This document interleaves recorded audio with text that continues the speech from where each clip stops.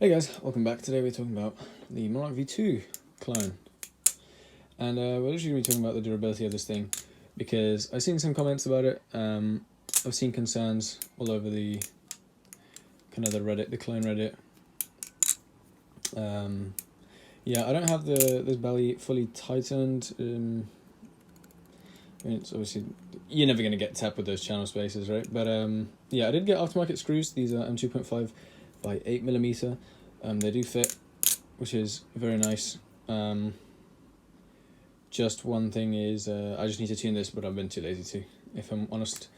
And when it comes to durability, when it comes to closed position, it's fine, you know. The way it works, obviously, is it's a pincer system. There's some reinforced bits of titanium in there, and that's the size of the contact patch.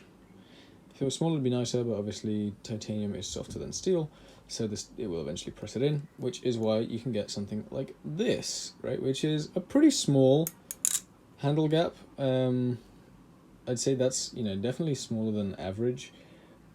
Would I say it's crazy small? I think the original is like that. Well, actually, the original handle gap is probably something like this, and now it's there, and it does get to, I'd say it gets to like kind of there, fairly quickly, and then this is kind of that last final bit. But obviously, I'm here, you know, basically doing this half the time. You can see even with like this is pretty strong pressure. Like I wouldn't apply that amount of pressure in like normal use, but I'd say this isn't a super big problem for me because I don't think it will develop tap, regardless. Because I mean, you look here, there's only so much further it can go, before like this whole section will have to like erode away basically, or you'd have to file this down. So I don't think it's going to develop slap, like the real JK Monarch. And I have tested that with a better tune, it does actually stay a little bit more open. It stays more like kind of there rather than. Sorry, more like there-ish, rather than kind of how it is now. And so, I mean, that's the gap. So I don't think it's something to worry about in terms of for the durability of this thing. I've had this thing, I don't know, go to whatever my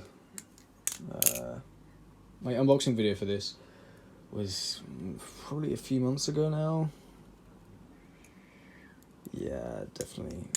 I'm not exactly sure when, but basically whenever that video came out, and I'd say about a week before, if not, yeah, I'd say about a week before that video came out is when I got this. I've not been flipping it every day, but it has been my favourite live blade to flip. I'm pretty much one of my only live blades to flip. So that's kind of a demonstration, and it's, you know, it's closed by this much, which is, at first I was a little worried, and then I tested to see, you know, if I do this, can I get them to touch together? You can get them to touch together, but like this is like normal amount of pressure, and they get close, but they're not touching. I'm not scared that they're going to touch. Honestly, I think if it's closing in and it gets to they're touching, maybe talk to the seller, see if you can get like a bit of a refund, because it's not supposed to happen. But I do find it's not really something, excuse me, I've been worried about. Ignore the tolerances and the sound, because it genuinely sounds really good when these are tightened up. You get the cool little ring from the handles against the blade. But yeah, in terms of durability, I think this thing's fine. Maybe I would have liked to see a bit better, but I think for the design, which is obviously completely impractical when it comes to durability, where you've just got this smooth nub on the top, right? I think it's done an impressive job. I'll keep you guys updated, so if it ever does develop slap, you know. And I do like literally everything. I do like all the aerials. I do this thing all the time because I like the way this feels. Especially because this is one of my quieter ballad songs, so I end up flipping this, honestly, just quite a lot in general, for the sheer sake that it's not super, like, you know.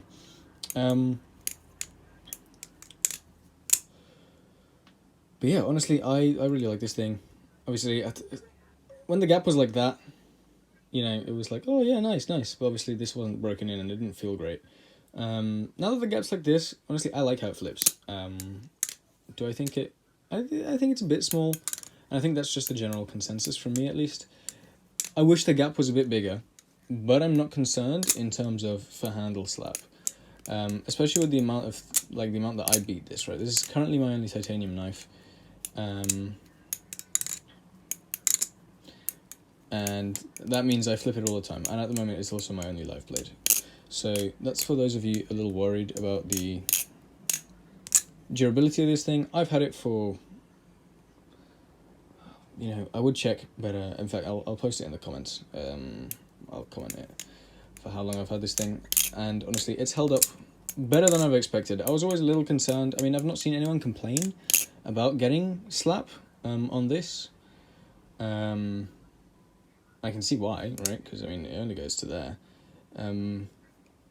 But yeah, so that's kind of long-term durability-wise. I'd say medium-term at the moment. I'll definitely be keeping you guys updated on how it goes, if it ever does develop slap, but that's all. I just wanted to keep it short, just addressing some of the comments I've seen around the internet and on my own videos about handle gap closing. Big thing! The handle gap on these is supposed to close slightly after, wearing it in. That's one of the big things, not only with floating washers, but also pinsless. Pinsless needs to wear in. Because if I grab my other pinsless knife, right here, this gap is almost definitely marginally smaller than when it was new. Just because if you look there, it just has to fold in, right? This knife, by the way, do get this. This thing is an absolute steal. And you can even see in there,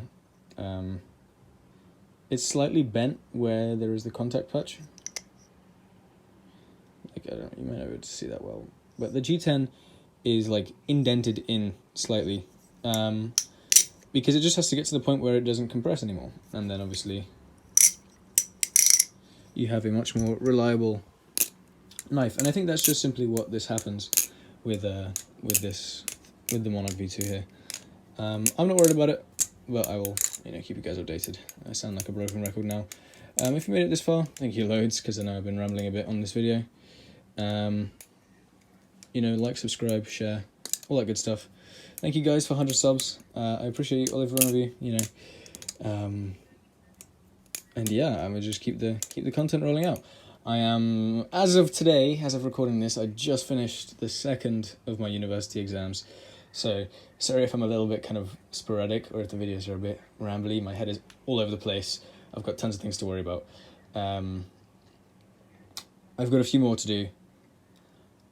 And so one of them is actually due in a couple of days. I've got a massive assignment to do. It's actually the biggest one that I've barely started. But yeah, regardless of that, thank you guys for watching. Subscribe, peace, all that good stuff. Yeah, catch you in the next one on Thursday.